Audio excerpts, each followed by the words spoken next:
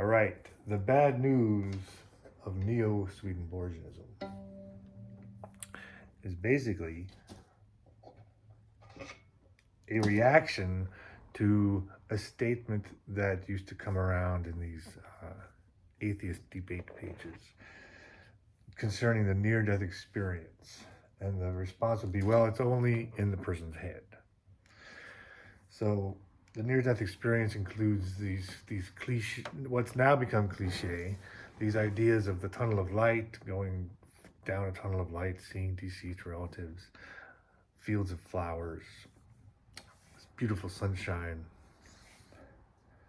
And it's all presented, it is experienced from the people who have experienced, they say it is hyper real. It's more real than this.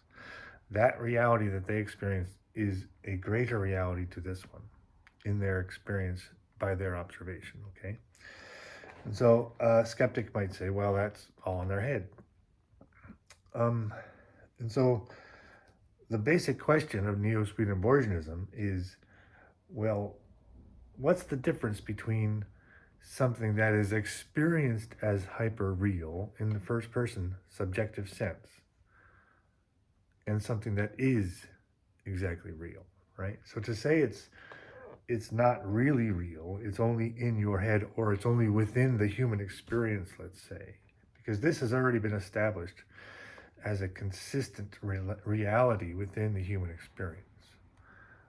So let's just agree that it's not really real. This afterlife world that these people go to is not really real in the objective universe.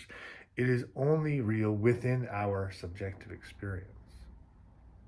So what's the difference? From a first-person point of view, this is something you are going to experience as if it's real.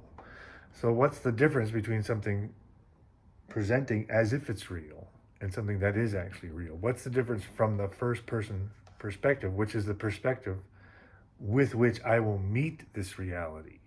Okay, if it's only in my head, well, I have a head. If it's only part of the human experience, well, I am human. Okay, so this afterlife experience, this hyper-real afterlife experience, has already been established to be a part of the human experience. Not only that, it is established consistently that it is perceived as more real than this world. So we have, all of us, the potential on our horizon of entering what will seem to us to be a more real world, subjectively, first person. So what's the difference between that, the perceived more real world, and a more real world? That's the bad news of Neo-Swedenborgianism, which is that there is no difference, subjectively speaking, right? Sure, objectively speaking, there's a difference, but we don't experience it objectively. And we can't, and we never will. Thanks. See you. Bye.